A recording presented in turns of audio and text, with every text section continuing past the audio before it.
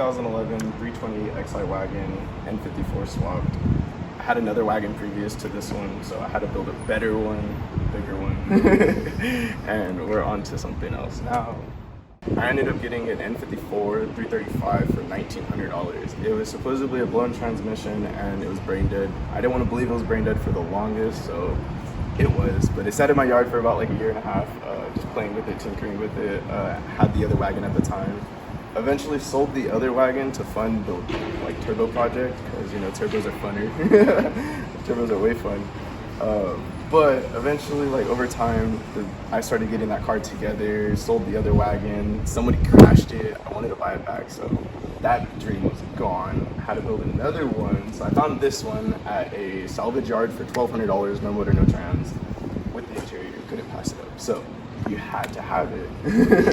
So eventually I got a manual swap for the other car because it had a blown transmission, put that all together, eventually got like really good at it, got the coding down, got tuning down, got like the whole 9 yards down. So put it all together over some time. So now I'm like 3 years with this motor and bigger turbos, like the whole 9 yards. Like we're having fun. We're having some good fun now. I love it. So, like I said, N54 swapped. We're here. I have AFE throttle body spacers, 335 diesel charge pipe, tile waste or blow-off valve, 335 diesel coolant reservoir relocation kit because I did the AF or the AMR. Relocated inlets. These are 2-inch inlets. The reason for that was because the first time I ever did a serpentine belt on this car, it took me like almost 2.5 hours. I never wanted to do it again. I cried pretty much, and that was it. That was it for me. So build to like prevent breakage and like all that other stuff. It's like preventative maintenance is key to success here. So 19T turbos, turbo blankets, VTT oil breather cap. I have a Vader Solutions full PCV breather system vented to atmosphere. We are on a precision turbo E85 double 450 E85 pump. You need all the E you could get. All of it. You need all of it. Sadly, no upgraded radiators or nothing. Something I got to do. This upgraded turbo is getting really hot. Oil temps and water temps are getting up there in this hot weather. So something this car cannot take is the daytime. Some of these over 100-degree days, she doesn't like it. So she's a night owl. She's a little night prowler. But she's sitting on ESRs. I got these for $700, if you would believe it. They came on Michelin Pilot Sport tires. I could not pass them up. They are a 9.5 front, 10.5 rear spec. Only running a 225 in the front and a 255 rear, so a slight stretch. I wish I could run more, but she already rubs. Like, these tires are only 2 days old. Not even 2 days old. I got them yesterday, and we went for a candy cruise last night, and they're already trashed. So we'll figure that out. Preload needs to be set. Sitting on BC coilovers, sadly not like the top of the line series. It was a trade, so my previous chassis of this car, when I took the motor and trans out, someone offered me a set of BC coilovers for the rolling shell. So saved me $1,000, saved them a hassle of finding a shell. Works win-win, you know. M3 fenders, sadly no M3 hood. Everyone is on me about the M3 hood, but I just don't want to be that M3 wep ragging, so we're here. We are sitting on an RTD shifter from Lebanon that took me months to get a hold of, and like months, absolute months, and I love it. I absolutely love it. If you could get a self-centering shifter for any car, 10 out of 10 would recommend, like best believe. So I ended up having a friend suede wrap the interior because the interior was a little like crackling and like breaking from the sun damage. So we ended up getting a suede wrap on the interior door panels and the pieces to help with that. Got a suede shift boot. Sadly, the suede doesn't match. That's the saddest part. That's like the only thing. We are full catless downpipe, full straight pipe, sadly. It's not that loud, surprisingly, but it is. AFE downpipes and everything. Also VRSF intercooler. So it keeps temp down, but it is what it is.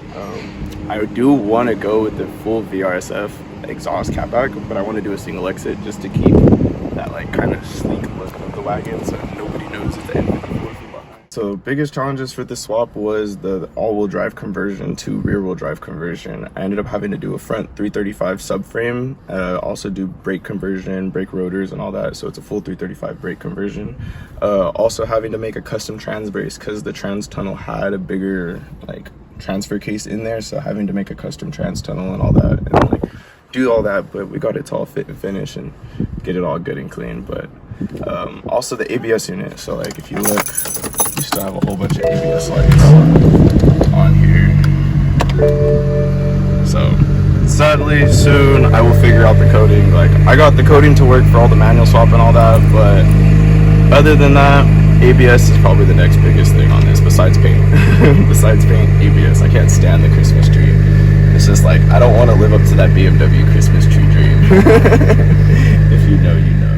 Future plans is to get the front clip painted. As you can see, it's kind of mismatched with that Ford bumper and all that. I just want it to be matched. That's the whole goal. I may paint the whole car a different color, but reality, I might just go black and just have it match. But there's not much on future plans. Just get little things fixed, like the missing sunroof and just little touches, like little touches, but nothing major. Like I said, I didn't want it the M3 hood. I didn't want the mirrors. Like keep it kind of casual, but you know, keep it a good fun daily.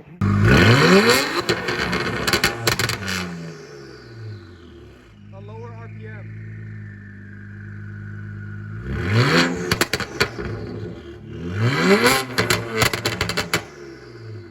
All right, so this is gonna be the first ride in the IE's possibly only N54 swapped wagon. Give us a little bit about the numbers for the car. Have not put it on a dyno. Being nice would say it makes 5 something, but like realistically I've put down some 600 horsepower cars, so we'll find out.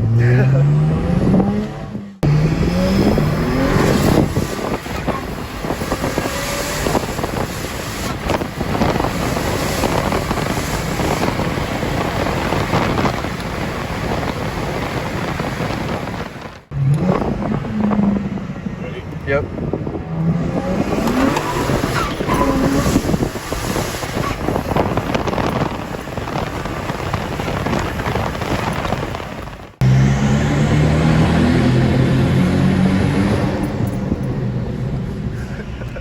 One second, Brad.